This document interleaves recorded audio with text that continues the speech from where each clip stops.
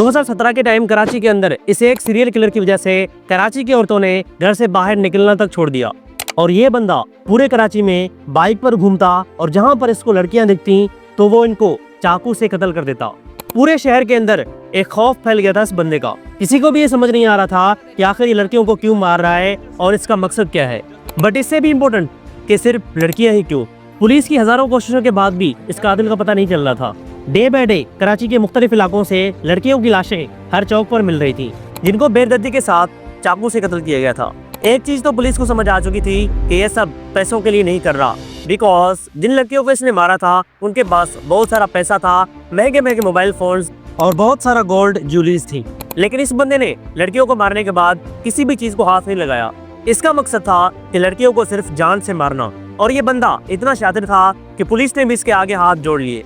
और मैं आपको फिर से बता दूं, ना इस बंदे के पास कोई गन थी और ना ही ये कोई डाकू था। इसका मकसद था सिर्फ राह चलती लड़कियों को चाकू से कत्ल करना, उसके बाद भाग जाना। उसके बाद पूरे कराची में पुलिस ने ऐलान कर दिया कि जो बंदा भी इस कातिल को पकड़ेगा या पकड़ के पुलिस के हवाले करेगा उसको 10 लाख रुपए कैश इनाम दिया जाएगा।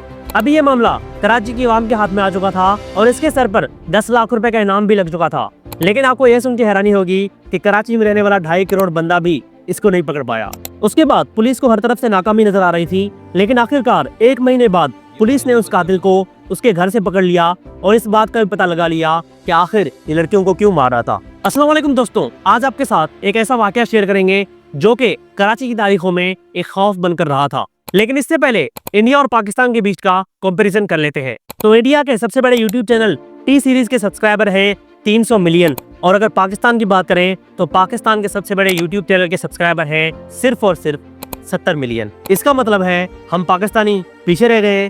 बिल्कुल भी नहीं। इस चीज को देखते हुए आपके भाई ने 31 दिसंबर 2026 से पहले 1 मिलियन सब्सक्राइबर्स करने का चैलेंज लिया है। बहुत सारे लोगों ने मुझे बोला कि आप 1 साल के अंदर 1 मिलियन सब्सक्राइबर्स नहीं कर सकते, लेकिन आपसे मेरी यही उम्मीद है कि आप इसमें मेरा मुकम्मल तौर पर साथ देंगे। तो इसलिए एक पाकिस्तानी होने के नाते अपने भाई के चैनल को सब्सक्राइब करके वीडियो को लाइक कर दें।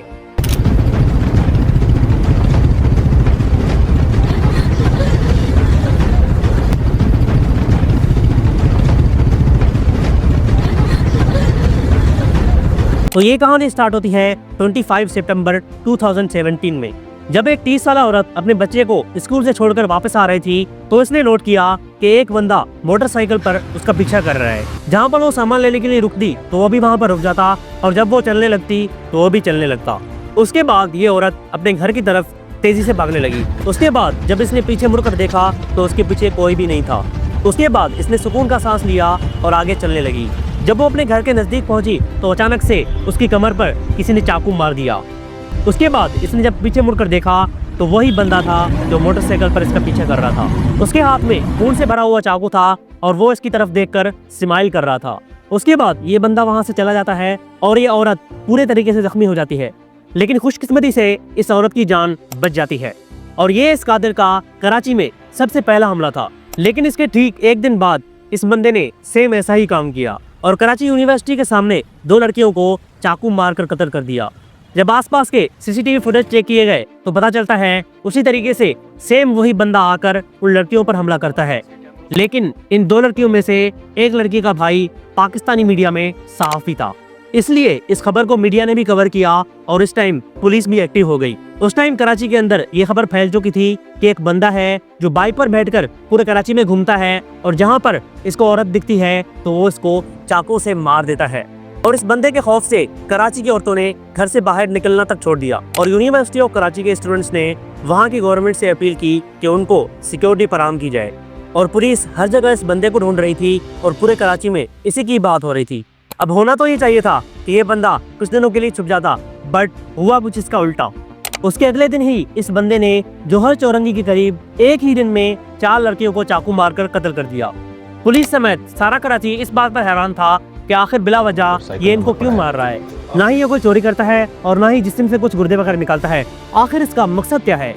और इस गुर्दे वाली बात से याद आया कि अगर आपको याद हो तो 2015 में बच्चों को अगवा करने वाले शख्स पाकिस्तान के हर कोने में फैल गए थे। और ये इन मासूम बच्चों की आंखें और गुर्दे निकालते थे।